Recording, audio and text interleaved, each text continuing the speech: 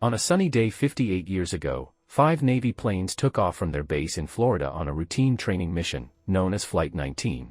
Neither the planes nor the crew were ever seen again. Thus was a legend born. The Bermuda Triangle is an area roughly bounded by Miami, Bermuda, and Puerto Rico.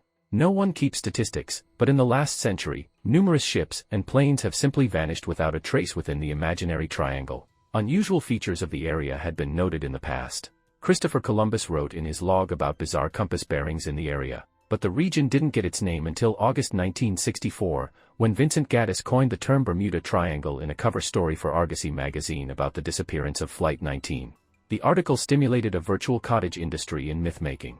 Many exotic theories have been propounded to explain what happened to the missing travelers. The disappearances have been attributed to the machinations of enormous sea monsters, giant squid, or extraterrestrials. Alien abductions, the existence of a mysterious third dimension created by unknown beings, and ocean flatulence, the ocean suddenly spewing great quantities of trapped methane, have all been suggested as culprits. The reality, say many, is far more prosaic. They argue that a sometimes treacherous Mother Nature, human error, shoddy craftsmanship or design, and just plain bad luck can explain the many disappearances. The region is highly traveled and has been a busy crossroads since the early days of European exploration, said John Riley, a historian with the U.S. Naval Historical Foundation. To say quite a few ships and airplanes have gone down there is like saying there are an awful lot of car accidents on the New Jersey Turnpike. Surprise! Lieutenant A. L. Russell, in the U.S. Coast Guard's official response to Bermuda Triangle inquiries, writes, "It has been our experience that the combined forces of nature and the unpredictability of mankind outdo science fiction stories many times each year." Disappearance of Flight 19. The legend of the Bermuda Triangle will be forever tied to the fateful flight that took place on December 5, 1945. Flight 19 originated at the U.S. Naval Air Station in Fort Lauderdale, Florida. 5 TBM Avenger torpedo bombers carrying 14 men took off at roughly 2:10 in the afternoon that day on a routine navigational training mission. Led by instructor Lieutenant Charles Taylor, the assignment was to fly a 3-legged triangular route with a few bombing practice runs over Hen and Chicken Shoals. Taylor, in an age before the Global Positioning System, GPS, became commonplace for navigation, got hopelessly lost shortly after the bombing run. Pilots flying over water in 1945 had to rely on compasses and knowing how long they'd been flying in a particular direction, and at what speed. Both of the compasses on Taylor's plane were apparently malfunctioning. Transcripts of in-flight communications suggest he wasn't wearing a watch. There are no landmarks in the middle of the ocean. The planes flew in one direction then another as balmy daylight turned to stormy seas in the darkness. Taylor is heard formulating a plan. As soon as the first plane's fuel level dipped below 10 gallons, all 5 planes were to ditch at sea. The Avenger was known as an extremely rugged plane. Pilots sometimes called them Iron Birds or Grumman Ironworks, said Mark Evans, a historian at the Naval Aviation History Branch of the Naval Historical Center. They were built like tanks, he said. Time and again they'd come back from battle all shot up and still functioning. Pilots loved them. They were also very heavy, weighing more than 10,000 pounds, 4,535 kilograms, empty. When ditched, the Avenger would go down hard and fast. The possibility of anyone surviving a landing in high seas was slim. The chance of surviving the night in the cold waters was nil. The likelihood of the wreckage making a quick descent to the bottom was high. A massive land and sea search was mounted, but neither bodies nor wreckage were ever found.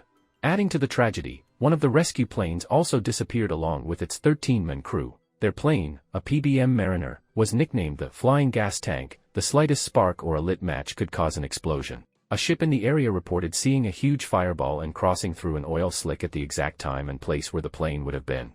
The Navy halted production of that plane in 1949. In the Navy's final report, the disappearance of Flight 19 was blamed on pilot error.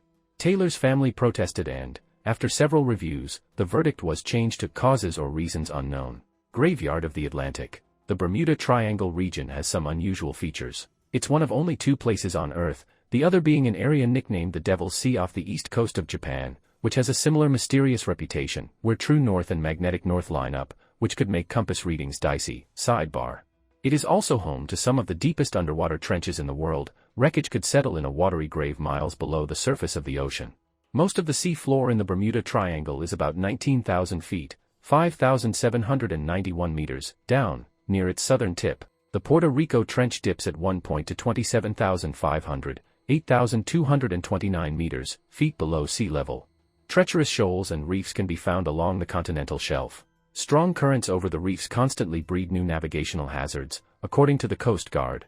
Then there's the weather.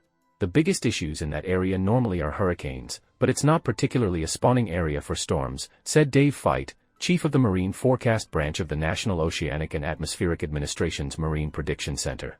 However, Fite pointed out, the Gulf Stream travels along the western edge of the triangle and could be a factor. The Gulf Stream is like a 40 to 50 mile wide, 64 to 80 kilometer wide river within the ocean that circulates in the North Atlantic Ocean.